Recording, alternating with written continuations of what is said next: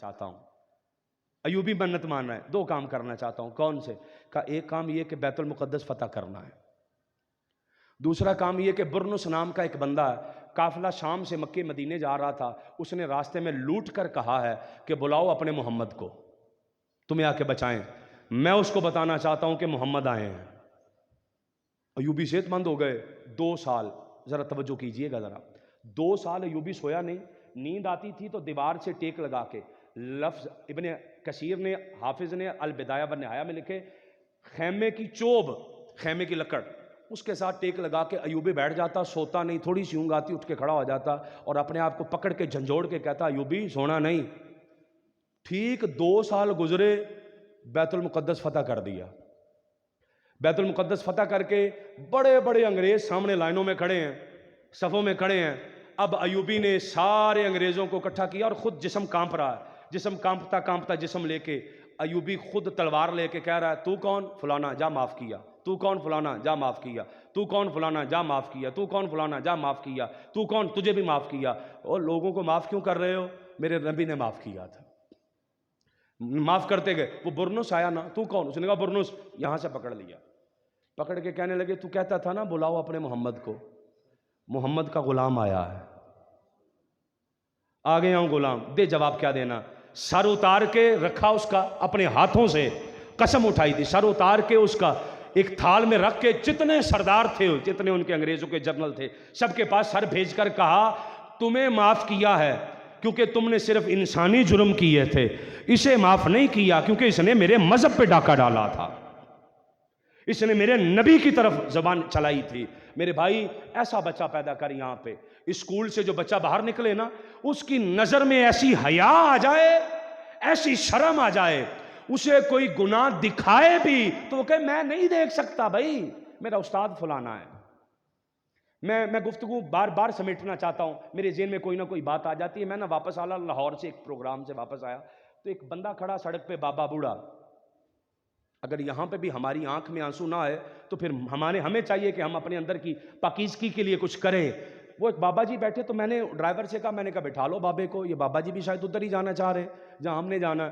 تو اس بابا جی کو بٹھا لیا, تو میں بابا جی کو باتیں کرنے لگ پڑا. میں نے کہا بابا جی کتوں آئے جی؟ کہتے بیٹا یہ میں مل سے نکلا ہوں, مل سے میں نے کام کر کے آیا ہوں. میں نے کہا بابا جی رات کے 2 بج گئے ہیں, 2 بجے کون سا کام کرتے ہیں؟ کہتے میری رات کی شفٹ ہے. میں نے کہا رات کی شفٹ ہے آپ کی تو دن میں نہیں کام کرتے؟ میرے ذہن میں آیا بھی کسی بندے کا ترلا کر کے بندہ اس کی شفٹ ہی چینج کرا دے, بیٹھا بیٹھا میں سوچ رہا ہوں. تو اس کا نا جی کہنے لگا پتر میں دنے بھی کیتا سی, میں نے ڈبل شفٹ میں کام کیا ہے. جس بچے کا جو فیس دے کے ادارے کو آپ کے پاس آیا, جس کا پیسہ میں اور آپ ضائع کر رہے ہیں نا, ان کا حال سنیے گا ذرا. وہ کہنے لگا جی میں نے دن میں بھی شفٹ لگائی تھی, ڈبل شفٹ لگائی ہے. میں نے کہا بابا جی ڈبل شفٹ اس عمر میں؟ روزی روٹی سیدھی کرو, ایک شفٹ میں کام کرو. بابا رو پڑا, روتے روتے کہنے لگا پتر میریاں تیاں جوان ہو گئی ہیں, وہ اسکول بھی جاتی ہیں, وہ پڑھتی بھی ہیں, وہ بڑا انسان بن جائیں گی. اچھا میں نے بابے کو اپنا پتہ دیا. میں نے کہا بابا جی میرے پاس کبھی آئے کو کام ہوا, ایک رحم آیا دل میں. میں نے مانا والے اس بابے کو اتار کے تو میں آ گیا مسجد. 2 4 5 6 ماہ کے بعد بالکل آخری چند الفاظ ہیں میرے, تحفہ رکھیے گا. وہ 2 4 5 ماہ کے بعد وہی بابا آیا, پاؤں میں ٹوٹا جوتا ہے, جگہ جگہ سے ہاتھ پھٹے ہوئے ہیں. وہ بابا جی مجھے آ کے نا, میں جمعہ پڑھانے کے لیے نکلا ہوں تو مجھے کہنے لگے جی گل سنیو ذرا. میں نے بات سنی. کہنے لگے جی آج نشے تے بیان کرے ہو جے. میں کہا جی نشے پہ کیوں کرنا ہے؟ کہنے لگے میری نا وہ میں نے آپ کو کہا تھا نا کہ میری بیٹیاں جوان ہو گئیں, تو میں نے MSc کروا دی تھی اپنی بیٹی کو. تو میں نے وہ پھر ریڑھی بھی چلاتا تھا میں, تو میرے دیکھیں ہاتھ پھٹے ہوئے ہیں, بری حالت ہے, اور یہ میری ایسی کنڈیشن ہے. تو میں نے نا اپنی بیٹی کو MSc کروا کے بیٹی کی کروا دی میں نے شادی. بچہ بڑا پڑھا ہوا تھا, میں نے اس پڑھا لکھا بچہ تھا, میں نے پڑھا لکھا بچہ دے کے شادی کروا دی. مجھے بعد میں پتہ چلا وہ بچہ نشہ کرتا ہے. میں نے جو کولیاں پیالیاں کٹھی کر کے دی تھی نا اپنی بیٹی کو, اس نے وہ بیچ کے بھی نشہ کر لیا. اب اس نے سر درد کی گولی بھی کھانی ہوتی ہے نا, تو مجھ سے منگوا کے وہ گولی کھاتی ہے, اور میں فون کر کے کہتا ہوں بیٹا کیسی طبیعت ہے, تو وہ آگے سے روتی ہوئی کہتی ہے ابا جی میں ٹھیک ہوں, پر مجھے پتا میری بیٹی ٹھیک نہیں ہے. میرے ذہن میں وہیں پر میرا کلیجہ پھٹنے کو کہ یار جس بندے سے یہ بچہ پڑھ کے آیا ہے نا, بڑی معذرت کے ساتھ چونکہ اپنا اسکول ہی بیٹھا ہے, جب ہم صبح آ رہے ہوتے ہیں نا، میں آ رہا تو میں تو اپنی بات بتا رہا ہوں، قبا مسجد کے سامنے کھڑے ہو کے ہمارے بچے سگریٹ پی رہے ہوتے ہیں. قبا مسجد کے سامنے ہمارے بچے کھڑے ہو کے سگریٹ پی رہے ہوتے ہیں، اور وہی سگریٹ کی بدبو والا منہ لے کے کلاس میں آ رہے ہوتے ہیں. استاد اتنا عظیم ہے، اسے پتہ ہی نہیں، اسے پتہ ہی نہیں کہ میرا بچہ سگریٹ پی کے آیا. وہ بچہ جو آج شوق کے طور پر کش سگریٹ کا لگا رہا ہے، وہ کل اگلے نشے کا بھی لگائے گا، وہ کل اور آگے جائے گا. بچے سے فلانا اس نے غلط کام کیا تو میں نے ہنس ہنس کے اس کو ٹال دیا، میں تڑپا ہی نہیں کہ یہ میرا بچہ غلط کر رہا تھا، یار میں استاد ہوں.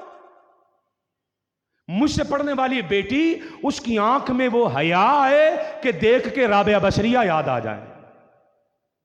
میری نظر میں یہ حیا ہو کہ مجھ سے پڑھنے والا بچہ اسکول کا بچہ بعد میں ہے، میرا سگا بیٹا ہے، یہ میری سگی بیٹی کا مقام ہے.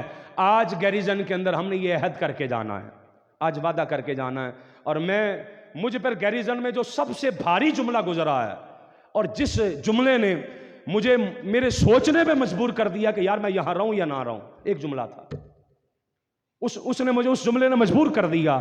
میں ساری رات جاگتا رہا اس جملے کو سن کے، اور جب بھی میں جملہ سنتا ہوں میں گھر جا کے کہتا ہوں میرا دل نہیں کرتا اسکول جانے کو. وہ کہتے ہوا کیا ہے؟ میں کہتا ہوں سر مجھے کہتے ہیں کہ میں نے تو آپ کے ذمہ کر دیا، قیامت والے دن آپ جانے خدا جانے. کیا جواب دیں گے ہم خدا کو؟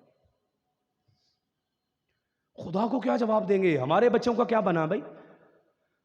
یہ تو بندہ کیا کہ فارغ ہو گیا نا، چلا گیا بندہ، نکل گیا، بچ گیا، یہ بندہ بچ گیا، میرا کیا بنے گا بھائی؟ آپ ذمہ دار ہیں علامہ صاحب، آپ دیں گے جواب. میں کیا جواب دوں گا سر؟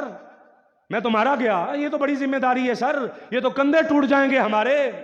جس ذمہ داری پہ آپ نے ہمیں ڈال دیا، وہ ہم اس ذمہ داری کو آج آپ ہمارے دست و بازو بنے. آج میری بہنیں بیٹیاں بیٹھی ہیں، میرے بھائی بیٹھے ہیں، ہمارے بزرگ بیٹھے ہیں. میں آج کہوں گا، آج ہم یاسین صاحب سے، جس کے لیے یہ بندہ جگہ جگہ ٹھوکریں کھا کے جس مقصد کے لیے یہاں آج بیٹھا ہے نا، آج اس مقصد کے اندر ہم اس کو کامیاب کرنے کے لیے آج یہاں سے نہیں، یہاں سے عہد کر کے جاتے ہیں کہ آج کے بعد کوئی میری کلاس کا بچہ بے وضو نہیں بیٹھے گا. ہاتھ اٹھا کے انشاءاللہ کہے ذرا، انشاءاللہ کہے نا ذرا اونچی آواز میں، اونچی آواز میں انشاءاللہ کہے، ذرا اونچی آواز میں انشاءاللہ کہے. اور ہاتھ کھڑے رکھ کے جو بندہ عہد کرتا ہے کہ آج کے بعد شرمانے کی ضرورت کوئی نہیں ہے، استاد مداری نہیں ہوتا، استاد کسی لچے بندے کا نام نہیں ہوتا، استاد ولی کا نام ہے، استاد ولی کا نام ہے. ہاتھ اٹھا کے، میرا کوئی بچہ ایسا نہیں ہوگا جو 5 وقت کا نمازی نہیں ہوگا، میرا کوئی بچہ ایسا نہیں ہوگا جس کی آنکھ میں حیا نہیں ہوگا. اور آج ہم گیریزن کی دیواروں سے وعدہ کر رہے ہیں کہ ہم یہاں وفا کر کے جائیں گے، ان دیواروں سے، ان پتوں سے وفا کر کے جائیں گے، کیونکہ ہماری رگوں میں خون وفادار ماؤں کا ہے. ہم نے جن کا دودھ پیا وہ مائیں وفادار تھی، وہ باپ حیا والے تھے. جو وفا کر سکتا ہے، یوں سمجھ لیں ایک لفظ یہاں پر لکھا نہیں ہے تقریب اعزاز کے اندر، آج تجدید وفا کا دن بھی ہے، آج تجدید وفا کا دن بھی ہے. ہاتھ اٹھا کے جو وفا کرے گا ادارے کے ساتھ، اپنی کرسی کے ساتھ، اپنے منصب کے ساتھ، وہ ہاتھ اٹھا کے انشاءاللہ کہے ذرا. اللہ پاک میرا اور آپ کا حامی و ناصر. السلام علیکم. ماشاءاللہ، جزاک اللہ پروفیسر اسد مدنی صاحب، بہت ایمان افروز